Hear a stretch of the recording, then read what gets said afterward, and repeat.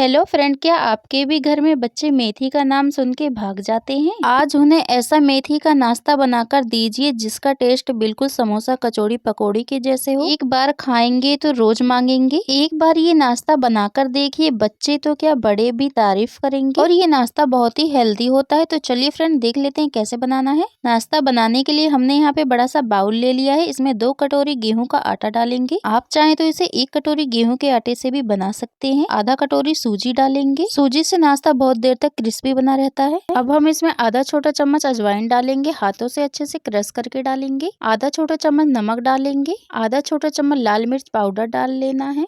अब 1 से 2 चम्मच ऑयल डाल लेना है हमें। आप ऑयल की जगह घी भी डाल सकते हैं। अब इसे हाथों से अच्छे से सभी चीजों को मिक्स कर लेना है आटे में। अब हम हरी मेथी को ले लेते हैं और आटे में डाल देंगे।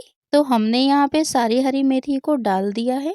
अब हरी मेथी डालने के बाद सारी हरी मेथी को हमें आटे में अच्छे से हाथों से मिक्स कर लेना है। फ्रेंड, ये नाश्ता आप आराम से बना सकते हैं और खाने में भी बहुत ही टेस्टी लगता है। अगर आपके घर में बच्चे हैं तो बच्चों को तो ये नाश्ता और भी ज्यादा पसंद आएगा और हेल्दी भी है। अब हम इसमें थोड़ा थोड़ा करके पानी डाल लेंगे और आटे को गूंदना है। जैसे कि हम रोटी के आटे को गूंदते हैं, बिल्कुल उसी तरह से इसे गूंद लेना है हमें। और इसे अच्छे से गूंदने के बाद अब हम इसे रेस्ट पे रख देते हैं ताकि हमारा आटा सॉफ्ट हो जाए। अब हमने यहाँ पे एक बाउल में 2 मीडियम साइज के उबले हुए आलू ले लिया है। आलू को हमने अच्छे से ठंडा कर लिया है। एक मीडियम साइज के ग्रेटर से दोनों आलू को हमें अच्छे से ग्रेट कर लेना है। आप चाहें तो आलू को मैशर से मैश कर सकते हैं या फिर इस तरह से ग्रेट कर लेना है। तो चलिए अब गैस की तरफ चलते हैं। गैस पे हमने कढ़ाई को रख दिया है। गैस का फ्लेम हम मीडियम रखेंगे। 1 से 2 चम्मच ऑयल डालेंगे। जब हमारा ऑयल अच्छे से गर्म हो जाएगा तब हम इसमें आधा छोटा चम्मच जीरा डाल लेना है। 2 बारीक कटी हुई हरी मिर्च डालेंगे और दोनों चीजों को अच्छे से मिक्स करने के बाद चटकने देंगे।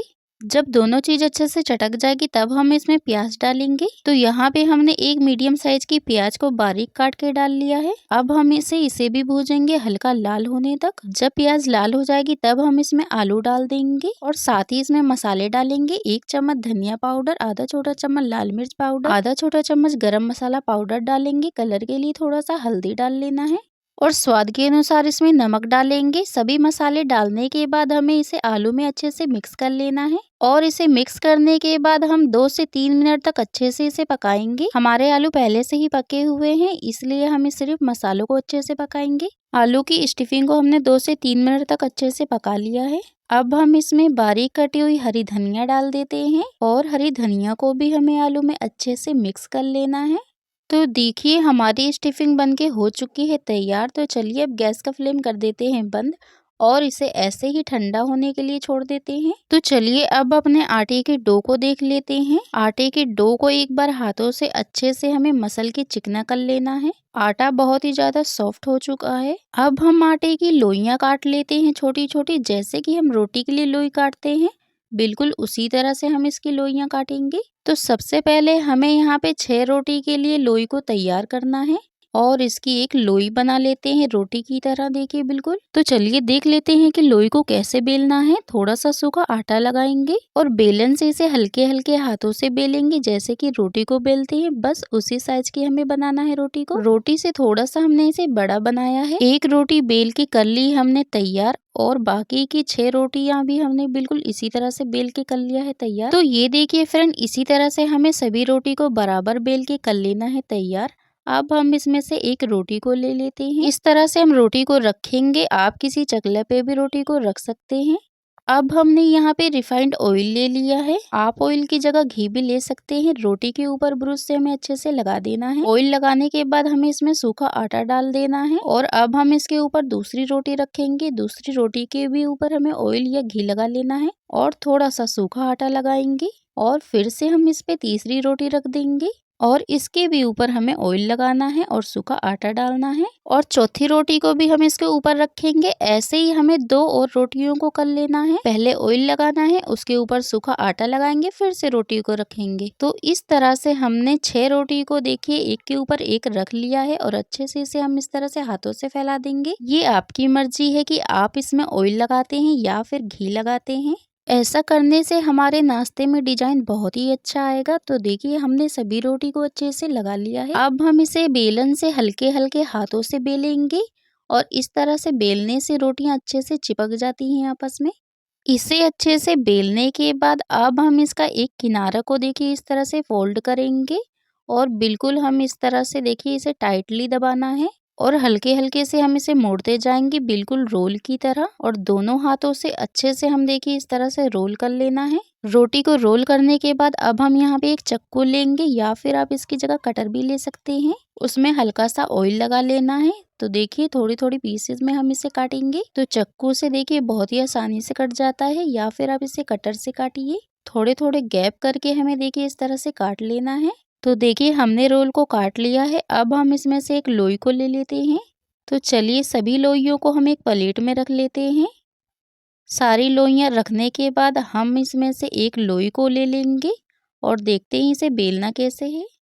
चकले पे हमें लोई को रख लेना है। तो देखिए हल्का हल्का सा हम इसे दबा लेंगे और इसमें हल्का सा दोनों तरफ से ऑयल लगा लेते हैं। ऑयल की जगह आप घी भी लगा सकते हैं और लगाने के बाद इसे बेलन से हल्के हल्के हाथों से बेलेंगे। जैसे कि पूड़ी को बेलते हैं बिल्कुल उसी तरह से इसे बेलेंगे। आप अपने हिसाब से इसे छोटा या बड़ा रख सकते हैं। और जो देखिए इस तरह से कोन निकलती है उसे हम इस तरह से फोल्ड कर देंगे और अच्छे से देखिए चिपक जाता है। अब जैसे हमने एक पूड़ी को बेल के तैयार किया है दूसरी लोई को भी हमें बिल्कुल वैसे ही बेलना है।